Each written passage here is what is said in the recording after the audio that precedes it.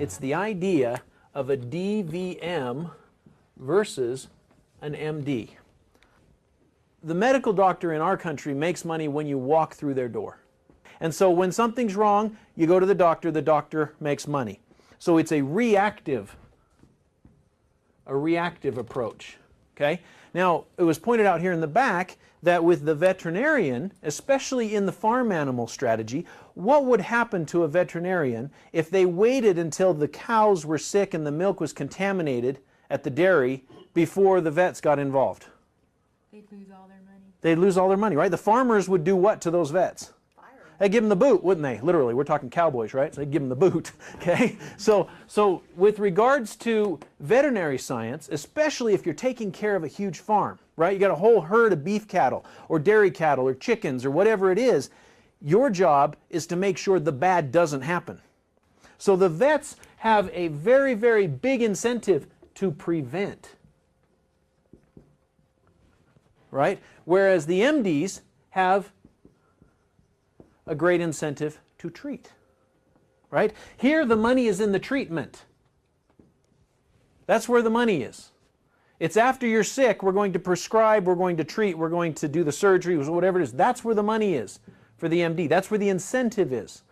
There's not a lot of money in keeping you from getting sick because they don't make money till you come through the door. In this industry, especially in the farming industry, the money is in the prevention. It's keeping the herd healthy. This industry spent literally tens of millions, if not hundreds of millions of dollars researching and trying to find out how do you keep animals healthy. And all of our science that comes with how to prolong life was all done on testing for animals. And the veterinary industry has done it. Why do you think that dogs now live twice as long as they used to? Do you know an old dog used to be 7 to 10 years? That used to be an old dog. 10 years old, that was an old dog. Now, how long do dogs live now? 20 plus. Yeah. You know, an old dog's 20 years old now. We've doubled their lifespan. Well, where does that come from? How did we figure that out? It's that prepackaged food. Dr. Wallach talks about eliminating 900 diseases in the animal industry through the use of prepackaged food, making sure the animals get a perfect diet. Now, it's very easy to do that with animals because you can keep them in a pen or a cage or whatever it is, and you control what food goes in, and you control the inputs, you can control the outputs, right? With humans, it's a little bit different, right? Because if I take one of you and I say, okay, Gene, this is all you get to eat, all right? And I give him his prepackaged diet, and Gene goes out the door, and he's driving down the street. Now, he doesn't do this because he's a healthy bodybuilder, but let's suppose he's one of us, and he sees these golden arches. And what happens? Right? And that prepackaged food finds itself in the back seat, and we're ordering off the menu. Okay? So it's very, very hard to control what we eat. And that's why vitamins and minerals and things that are the food for animals, for us, what do we call them?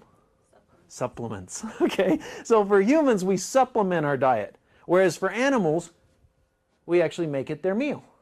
We make sure their meal has all the vitamins and minerals and nutrients, all the essential nutrients. And that's where this term comes from, essential nutrients. Okay? Dr. Wallach identified that there are essential nutrients for every single type of animal out there. Lions, tigers, bears, oh my, whatever it is, there is a list of essential nutrients. And what's an essential nutrient? Well, there's two things that have to be met. One is that it's a nutrient the body can't produce. Okay, so there's no way that that body on its own is going to generate that nutrient. They have to consume it. And then the second reason, the second item is that if they don't get it, they get sick. If they're deficient in it, it's directly linked to a disease. So if there's a nutrient out there that meets those two criteria, we would call it essential. And the veterinary industry created a whole list for each different animal, what's essential. And Dr. Wallach said, wow, hey, this is cool. We can prevent and reverse diseases in animals by making sure they have all known essential nutrients. Well, if this works for animals, shouldn't it work for people? That was his philosophy. And so he went to work putting together a list of essential nutrients for humans. And based on all the research, did you know that there are 90 known essential nutrients for humans. Have you ever heard that from anyone else other than Dr. Wallach? No, no one else talks about it, right? It's something that makes us very unique. As Dr. Wallach says, we know there are 90 essential nutrients. So let's make sure that everybody gets them. And if you make sure in your diet you get all known 90 essential nutrients, then the body does amazing things. Give the body all the raw materials it has to have, and then all these amazing things happen. Well, that's the philosophy. And that's basically what he did. When no one would listen to him, he went and got licensed in the state of Oregon to practice medicine, hung up a shingle, and started treating his human patients like animals and giving them animal formulas. And he didn't have the fantastic products that we have now that taste good, that are easy to take. He was literally using horse pills and calf pellets. Okay, and these people were taking 30 big horse tablets 3 times a day. But the people got better. They got so much better that they would talk to their friends and they'd say, hey, if you're not happy with the doctor that you're going to, if you're not getting any better, you ought to go see old Doc Wallach. He'll treat you like a dog, but you'll get better. And that's how his popularity grew. I mean, just patients after patients after patients. His practice got so large, pretty soon he couldn't keep up with the demand. And his information was so popular, he was asked to come and speak in different locations. And one of those lectures was given in Kansas City, and it was recorded. And that was the lecture that was titled, Dead Doctors Don't Lie. Based on the philosophy, I'm sure you picked this up at his lecture, that average doctor in America lives 20 years shorter of a life than the average American. And so his philosophy is, Dr. Wallach's philosophy is, if you get in a car accident, if you have something traumatic happen to your body, where do you want to go? You want to go here, right? Because you want treatment, right? You need treatment in that case.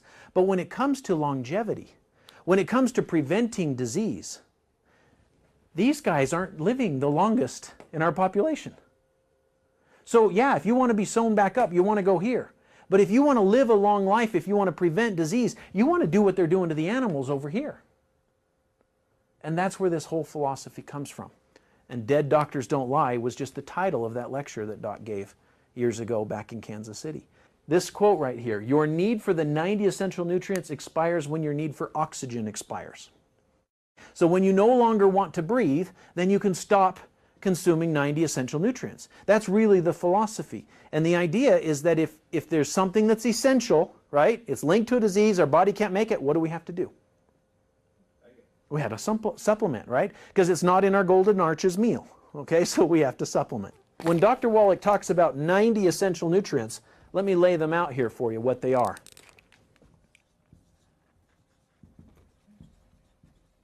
60 minerals, 16 vitamins, 12 amino acids, and 2 to 3 fatty acids.